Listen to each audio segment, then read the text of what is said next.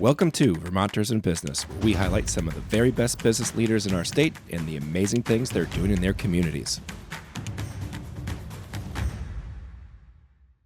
People of Vermont, welcome to Vermonters in Business, where our mission is to highlight the businesses and business leaders in our state. They're doing amazing work in both their careers and in their communities. I am your co-host, Drew Kinney, but please, we have a great show today. Join me in welcoming my co-host, Travis Spencer. He is a serial entrepreneur, a local business enthusiast, and around here we know him as a world-class insurance agent. Travis, how are we doing today? What do we got for hot takes? Doing great. Have a great hot take today. We're going to talk about math in a little bit, so I'm going to do a Yeah, I got a fun math hot take. It's not really math related, but I don't know if you've seen this, but there's some basketball arenas now that on the scoreboard, they now have a point difference section. So like if your team's, if it's 100 to 96, it says one team's up 4 points, which apparently we can't add anymore.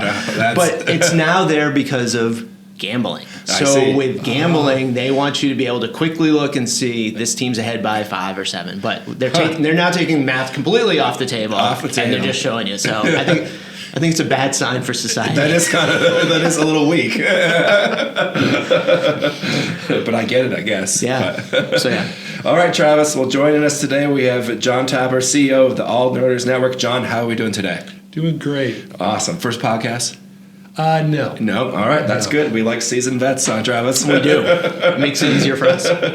Well, we're going to dive into All Learners Network, and hopefully not too heavily on the math, but I guess we'll see. But it sounds like you're originally from Hartford, Connecticut, and now you're in South Burlington, Vermont. How did that transition happen, or how did that all go about? Oh God, I'm old, so there was a lot of thing there. But basically, after college, I became a teacher in Brookline, Vermont. Okay. Yeah. And I lived in southern Vermont for 25 years and moved up here about 10 years ago. Okay, nice. Yeah.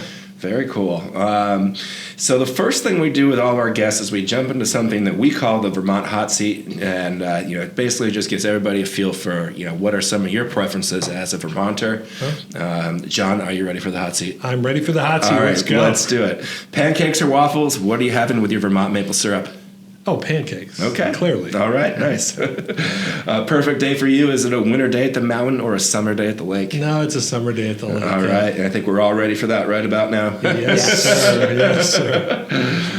It's your birthday dinner. You can go to any restaurant in the state. Where are you headed? I'm going to Bistro de Margot. Okay, all right. Little French. Little French, they have great food there. Yeah, nice. Yeah, it's a good spot for sure. What is your creamy order and from where on a hot summer day? Now you're sort of poking. Yeah. I'd have to say the best one I don't always go down there, but Morris Farm Maple Creamies. Okay. Lived in Montpelier for Yeah. a while, and they do a classic and classy version. All right, I like it. Nice. Yeah, I think the classics have been kind of dominated. Yeah, maple usually wins out. Yeah, in kind of middle We're of the in road. Vermont, Yeah, right. Yeah. Although we did have one that was like a black cherry twist with a maple, and I've never heard that before. Yeah, so. either have I. Was that a Palmer Lane one? I can't remember where they had it, but it was like a mistake that turned out well. Yeah. All right, well, that does it for the hot seat. John, you survived. Good job. Thanks. Yeah, It was right. tough, but I made it through. Let's dive into the All Learners Network. Travis, let's take a transition. Yeah, John, let's just start easy. What does All Learners Network do? So we're a professional development company for math education. So we work with districts to improve their math outcomes for their learners. Basically, we teach teachers how to be better math teachers. Okay.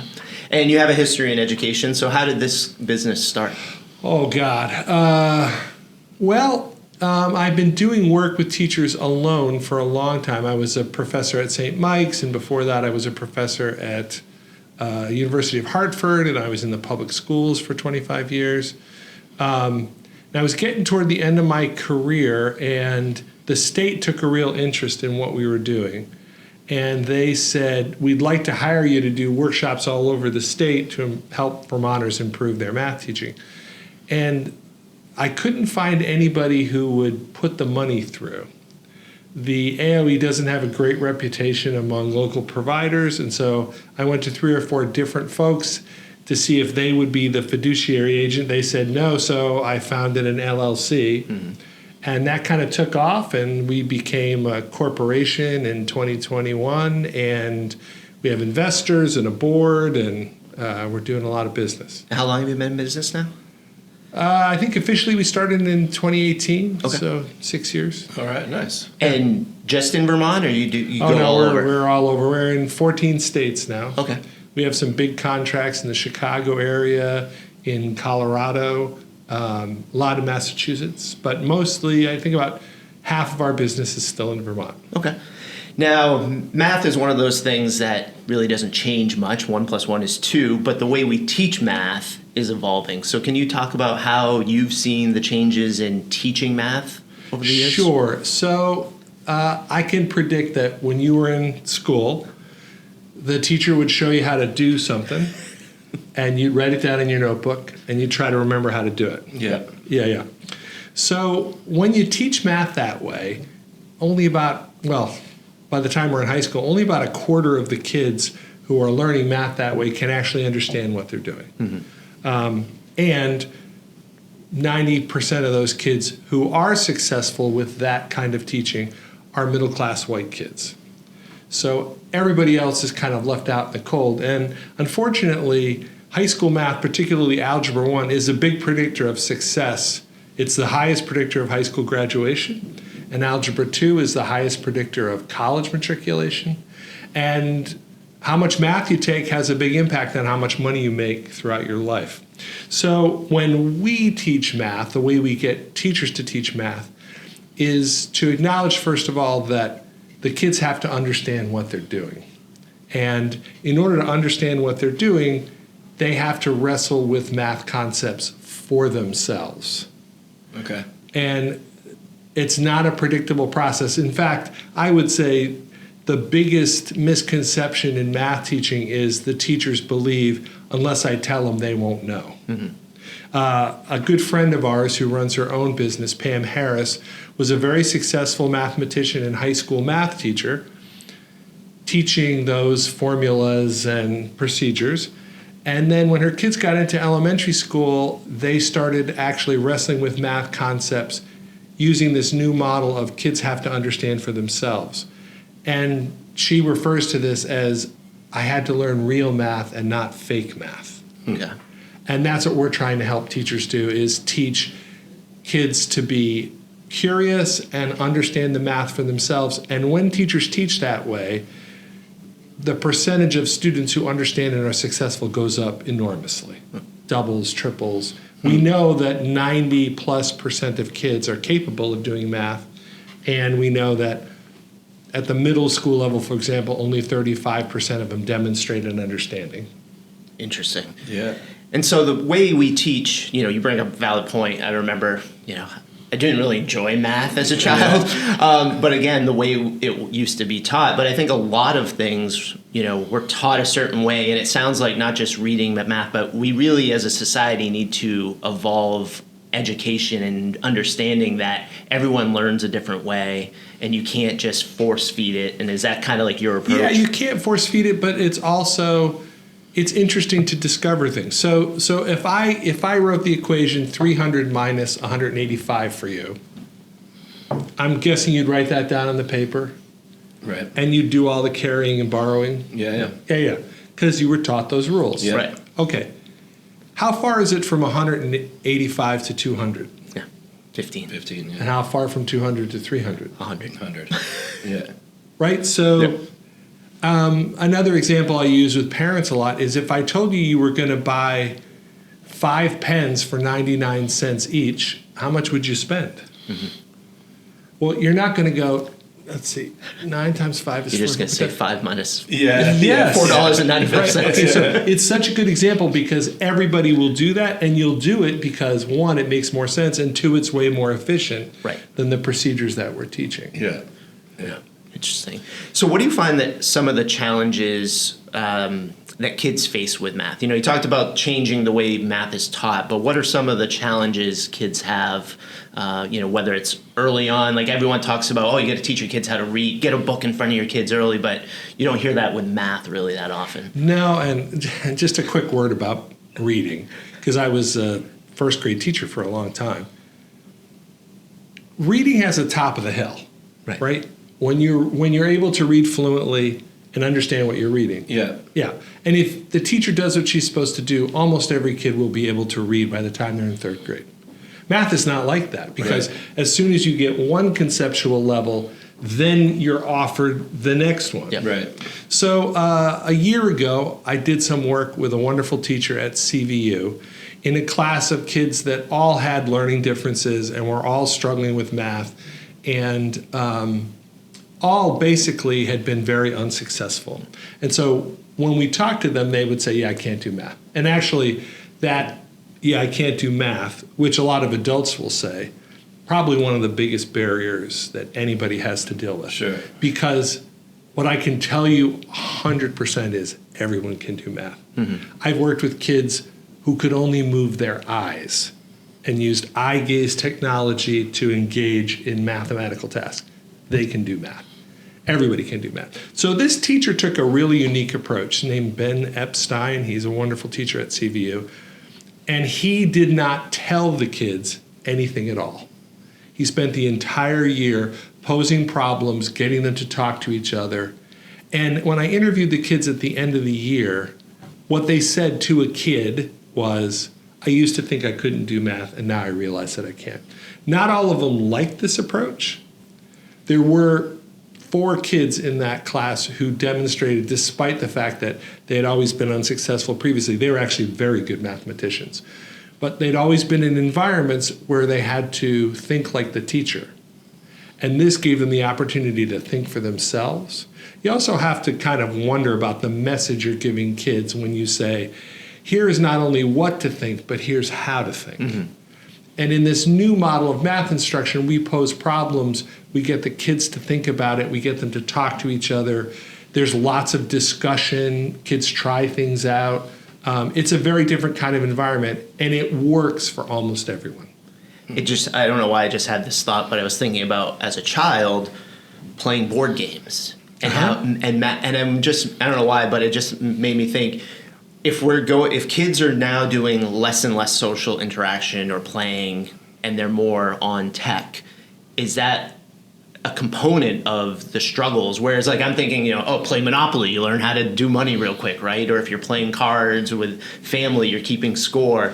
And if we're not having those early on math interactions, I mean, does that impact? Oh my God. I mean, my dad, this is a common thing when I was a kid. If you were on a long car ride and you were getting bored, Dad would pull a pocket full of change out and drop it and say, how much do you have, right? Yeah. And that was a common thing. So it's a different kind of environment. Games, interestingly, though, are a really big tool. So several years ago, I spent a year working as a math interventionist at Essex Elementary School. And so I had to work with the kids that were having difficulty, and all we did was play games. Yeah. And what's interesting about games, aside from there's constant problem solving, like you were pointing out, the brain is in the perfect state for learning. What you want is a relaxed curiosity. When you're anxious, you don't have access to learning, and for a variety of complicated reasons I won't go into. But when you're relaxed and curious, then you have these insights that become conceptual understanding. And when you're playing a game, you're always in that state. So depending on the game, games can be incredibly useful for math instruction. Yeah, and the social element, of course, too. Right. Well, I was just thinking about being a sports fan and collecting baseball cards as a kid. Like, I knew how to calculate a batting average or ERA, because, but you're not. At the time, I'm not like, oh, math, but I'm like, divide hits by at-bats. There we go. And all that. I mean, baseball's the ultimate stat generator. Yeah, so that definitely helped. Yeah. No, I think you touched on it quickly, but it was a real kind of mind blown for me, was that the Algebra 1 is the biggest predictor for high school graduation. Yeah, I did my doctoral work in New York, and I worked with a group at New Visions that was trying to figure out, we looked at all kinds of coursework, and we were trying to figure out what's the most important thing. And, reading is really important, and reading is a really high predictor, unfortunately, of prison going. Yeah. But we looked at all kinds of language arts and history, and Algebra 1, by far. If you completed Algebra 1 with understanding, you were twice as likely to graduate from high school. Wow. Yeah. Very big deal. Very interesting. So I think one of the things that we need to try to boil down is, there's you see, at least I do on social media, at least my interactions with folks talking about math is, a lot of negativity towards this new math. And obviously it's because there's probably just a lack of understanding of what we're trying to accomplish. What would you say if there was like a way to boil it down in a elevator pitch or a 60-second pitch? What's the biggest difference between what we're trying to accomplish now versus, when we were growing up and we were, carrying the ones? Yeah, absolutely. Yeah. We want kids to understand the math they do. Yeah. So another quick story. I was part of a research project in high schools in southeastern Massachusetts. And we used graphing calculators to turn all of Algebra 1 into problem solving. And we looked at kids at all levels. We divided them into quartiles. So from the honors group down to the kids who are having the most difficulty. And over the course of the year, the kids who had the most difficulty made the greatest gains. Mm-hmm. But we got a lot of pushback from honors class parents. And so we had an evening meeting with them, and I'll boil their comments down to this. When a teacher tells my kid what to do, and my kid does that, they get an A. Right. But when you do this problem-solving stuff, they're not guaranteed to find the answer. And then they don't get A's, and my kid gets A's. Right. And that turned out to be a legacy because when the project was over, despite the fact that at one of the high schools I worked with, their scores had grown enormously. They doubled the size of their AP classes. The kids who were having trouble with algebra are doing much better. When the project ended, they said, we're going back to the way we used to teach because we get less hassle from parents if we do that. Yeah, parents can be difficult. Yeah. Well, they're stakeholders, so we have to help them understand that. Right. What we're trying to accomplish. Understanding trumps repeating or memorizing every time. Yeah. Right. Now, you talked about Algebra 1 being a predictor. What do you say to the folks who are saying, well, technology is going the way it is. We don't really need math because there's something out there that's going to calculate it for us. So are we really wasting our time? Yeah. What would be your counter argument to someone like that and just being like? We get these responses. When Google came out, no one was going to think anymore. Right. Right. We have a sister company that's creating an AI that's a math coach for teachers. And it will do a lot of things for teachers. But the teachers still have to teach. And the same's true with the students and the work they're doing on math. If all I'm giving students is something to calculate, shame on me. Right. So another good example, multiplying and dividing fractions. 5th, 6th, 7th grade. Notoriously, kids can, if you give them a sheet of equations, they can do the little algorithm, little procedure, and get an answer. Yeah. But if you give them word problems where they actually have to apply it, they're notoriously bad at that and have been for 50 years. Mm-hmm. No calculator is going to tell them what they need to do. So there are great tools. A lot of programmers now are giving all of the programming to AI. They say, I need a routine that does X, Y, and Z. They load it into an overall program. But they're tools. You still have to have the thinker, the human being, who uses those tools in interesting and creative ways. So what do you see, crystal ball, for the next 5 years in your industry and with the teaching of math and where it's headed? If you'd asked me that 6 months ago, I could have given you a really clear answer. But all of the changes happening at the federal level are making all of this really hard to predict. So we know, for example, the Department of Education is gone. And that has a really serious impact, if nothing else, on the data that the government and schools can gather in order to make decent decisions. Right. It looks like, I got to knock wood here, that there's no cuts to the most important funding for poor schools with high poverty and for kids with learning differences for this year. it looks like there's going to be a shift back to the states. Mm-hmm. But my company is dedicated to greater equity through mathematics, right? So poor kids, when we go into a district that has high poverty, and in one case in Illinois, 16% of the kids are successful with math.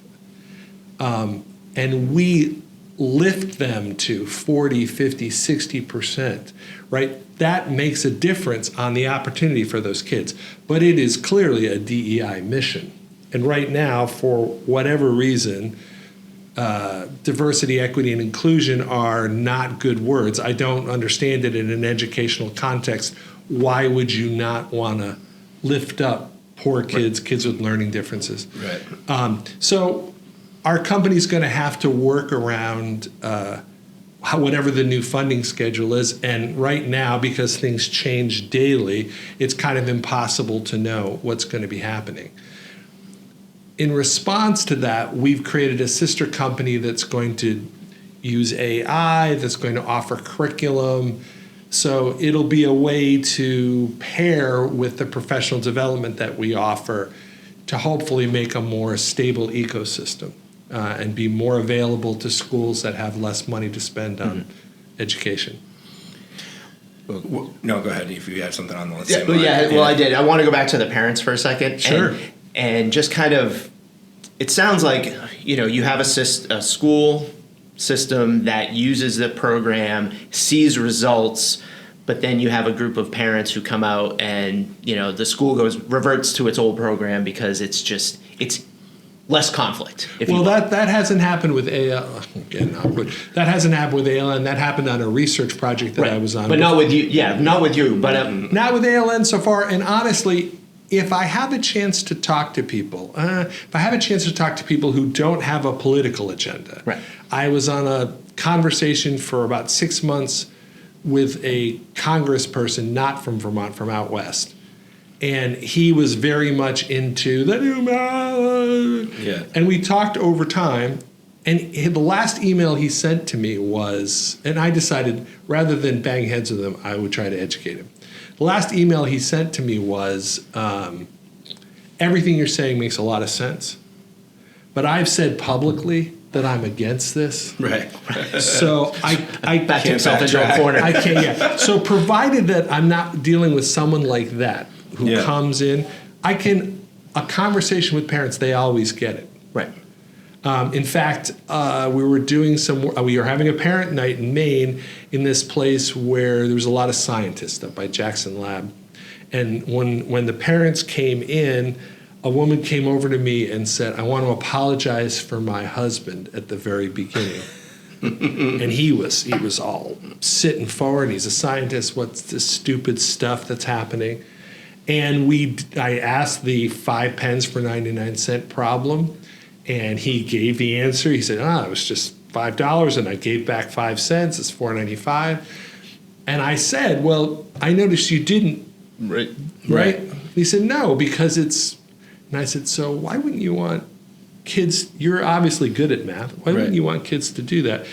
I did 3 parent nights over several years. He came to every one. The third one, I finally said, why are you here? Yeah. And he said, I like doing this stuff. Yeah. It's really fun. And that's where I was going to go. Just because I know everyone, taxes and the school budgets are always a big issue. Yep. But I think to what you just said, if there can be a conversation to show if you spend X, you're going to get these types of results. Because I do think some frustration that people have is, we just keep spending, and there's no results. Sure, of course. But if there is a more efficient and effective way to do it, that barrier, it does sound like the old stubborn people who are like, I was taught this way and my son's going to be taught. God, and if you could get into those conversations and say, hey, we do this for X number of years, these are the results you're going to see, and this money is going to be working, as opposed to what hasn't been working in the past. Yeah, it would be great.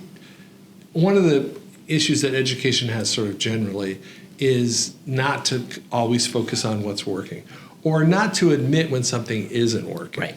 Because we like tradition. Yep. This is how I was taught. I lived down in Bellows Falls, and we had real town meeting, and somebody would stand up every year and say, well, when I was in school, we didn't have, and it worked just fine for me. I actually had one guy who went on about how Bellows Falls High School was such a good school that only half the kids that went to it could graduate. And I remember thinking, wait, what? You're missing the point. Well, but in the end, he was like, it's so hard. Right. Without acknowledging that, no, the schools have to be there for the kids, right? It's we talk about this in kindergarten all the time. Is the school ready for the child? Because we can't expect the child to be ready for school. Right. Like, even if that was a reasonable expectation at some point, it doesn't happen now. Mm-hmm. Yep. And so the school has to be ready for them. The same is true at high school. Is the school ready to teach the students sitting in front of them? It's ready to teach some of them. Right. But certainly any kid with learning differences, there's not a lot of places that support that. And I have a son that had learning disabilities. He has a doctorate in physical therapy, right? There's no access is available for almost every student. But in math, we have to start from the belief that everybody can do math. And in general, that's not a belief that everybody holds. I've seen it so many times that at this point, I know that it's true. Mm-hmm. So we often talk with parents or schools about the journey from hope to belief, right? Teachers are super corny and altruistic, and they wanna believe that every kid can learn. But a lot of their experience has told them, no, that's not true. Right. So they have to have experiences of kids doing surprising things, and that's one of the things that we work on, before they can come around to, oh, you know what, everybody can do this. Like, they might not be available for learning, they might be swinging from the lights or throwing chairs or whatever, and that's a problem. Mm-hmm. But if we can create the right environment, everybody can learn math. Yep. With kind of with that being said, ALN, do you kind of focus on getting into the school systems and educating and helping in there, or do you also kind of have like a practice with individual like parents, or how does that work? Now we want to work on systems, because we know, like, we offer a lot of free workshops that are really well attended, 300-400 people at all of them. We do them once or twice a month, and people get things from those workshops. But if you want to actually change the system, you have to do workshops, and you have to do embedded coaching, and you have to talk to leadership. Like, there's a whole process that has to happen. Yeah. And including meeting with parents. So that's what we do, is we sign contracts with districts for at least a couple, 3-4 years, and we work on making those change. Ideally, when we leave, we've helped the districts set up the systems to carry on the work after we've gone. Yeah. Because, districts don't need us coming there constantly, but we can be really helpful in helping them figure out what's best to do to keep improving. So should this also be implemented? We go back even further when the teacher is in college getting their degree. God, yeah. Because I think my mom was a doctor, and she was like, we didn't take any business classes. We took one semester in nutrition, and now I'm a doctor, going through. So with your program, is it really getting the teachers while they're in college and educating them on these ways of teaching? So they all have to take methods classes in math. In fact, that's what I taught when I was a professor a lot of the time. But, one class on doing this does not expertise make. And one of the biggest problems right now is that there's a huge teacher shortage. Right. And so people are getting these conditional licenses that have almost no training. So it's kind of a perfect storm, right? Because the federal government is removing funding for training teachers, and the teachers are coming less trained. Mm-hmm. And so the quality of math instruction is lower than it's been even pre-pandemic. Yep. So there's a lot of work to do, and there's not a lot of money to do it. Mm-hmm. And that's what we're facing right now. I'm going to be optimistic and say that cooler heads will eventually prevail, and people will realize if the U.S. wants to be competitive on any kind of global market. There's also a huge discrepancy between coastal states and the center of the country, largely. So if Massachusetts, for example, were its own country, it would be among the top in the world in math and science. And New England, most of the New England states, Rhode Island's a little behind, but most of the New England states would fare very well. The middle of the country, the South, it's really rough. So without a big system, without a big conversation, you're perpetuating that inequity, except now that it's an East-West, Midwest kind of discrepancy rather than just a middle class or poor kind of discrepancy. Do you have anything else? No, John, anything that we missed, anything that we should touch on before we wrap things up? No, just to remind people that All Learners Network is right here in Burlington, and we're always interested in having conversations with people, and there's lots of free stuff on our website, so folks should visit us. Nice. Cool. And the website? www.alllearnersnetwork.com. Awesome. Cool. All right. I think we did it, Travis. We did. Yeah, yes. This was interesting. I think we could have kept going, but, but this has been another episode of Vermonters in Business. As always, as we close every show, if you know somebody that should be on the show, somebody's doing some great work in the community, we'd love to have them on and chat about it. All right. Thanks, John. Thanks, John. Killed it. Good job.